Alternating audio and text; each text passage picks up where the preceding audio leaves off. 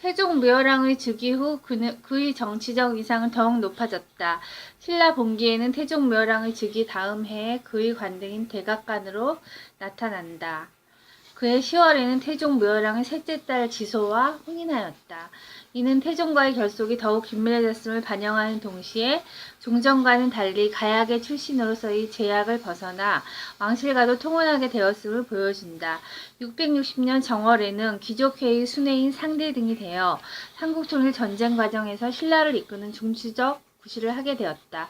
그해 그는 신라군을 이끌고 당나라 군대와 함께 백제를 멸하였다. 태종 묘랑을 뒤이어 문무왕이 즉위한 뒤에도 그의 정치적 비중은 약화되지 않았다.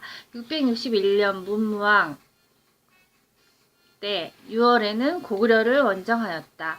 이 원정에서 그는 고구려 평양성을 공격하다가 분량이 떨어져 공경에 처한 당나라 군대를 지원하기 위해 고구려 중심부까지 왕복하는 결사적인 수송작전을 펼쳤으며 당나라 군대가 퇴각하자 이듬해 정월 고구려군의 매복과 추격을 물리치고 돌아왔다.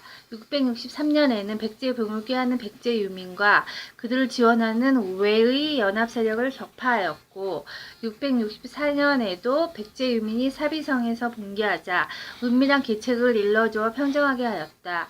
신라와 당나라 연합군이 고구려를 멸망시킨 668년 신라군의 총사령관 격인 대총관이 되었다.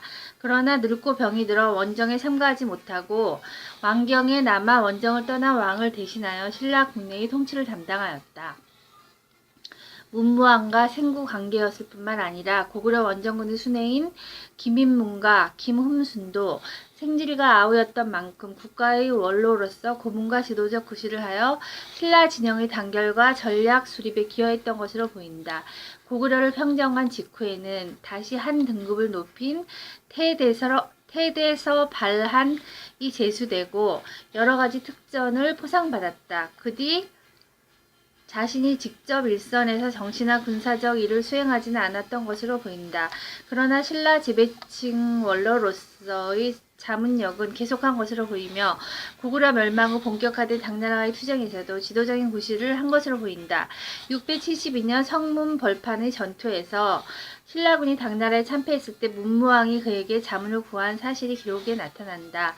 그는 일찍부터 당나라의 대국주의 야욕을 간파하고 그에 대비하고 있었다. 660년에는 그가 백제군의 결사대를 격파하느라 당나라군과의 합류 지점에 늦게 도착하자 당나라의 소정방은 이를 빌미로 신라 장군의 참수를 명하여 신라군의 통수권을 장악하려 하였다. 이때 그는 먼저 당나라군과 결전하겠노라며 단호히 맞서 소정방의 기도를 무산시켰다. 또한 백제가 정복된 해에 당나라는 그와 김인문에게 백제 지역을 분봉해 주겠다고 유혹함으로써 신라 지배층의 분열을 획책하며 신라를 침공할 기회를 노렸다. 그러나 이때 역시 이러한 유혹을 거절하여 신라 지배층의 결속을 굳힘으로써 당나라의 계략을 무산시켰다. 한편 고구려가 엄존하는 상황에서 당나라와의 정면 대결을 피해 신라군을 백제 유민군으로 위장하여 당나라군의 행동에 군사적인 대처를 하였다.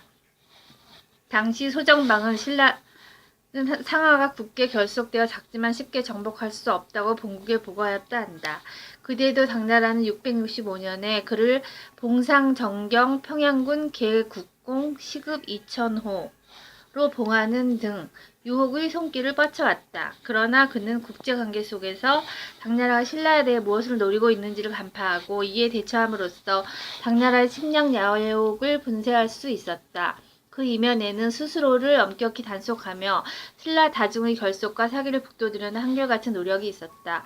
연속되는 출정 중에 가족들이 기다리는 집 앞을 돌아보지도 않고 지나친 일이나 혹독한 추위 속의 행군에 군사들이 지치자 어깨를 드러낸 채 앞장섰다는 일화, 그리고 아들인 원술이 당나라군과의 전투에서 패배하고 도망해 오자 왕에게 참수형을 처하라고 건의하고 끝까지 용서하지 않은 일 등은 이러한 노력의 단면들이다. 그가 죽자 왕은 성대한 의장을 갖추어 금산원, 지금의 경주시 송화산 기슭으로 추측, 금산원에 장사 지내게 하고 비를 세워 공적을 기록하게 했다. 뒤에 흥덕왕, 삼국유사에는 경명왕이라고 하는 흥덕왕은 그를 흥무대왕으로 추봉하였다.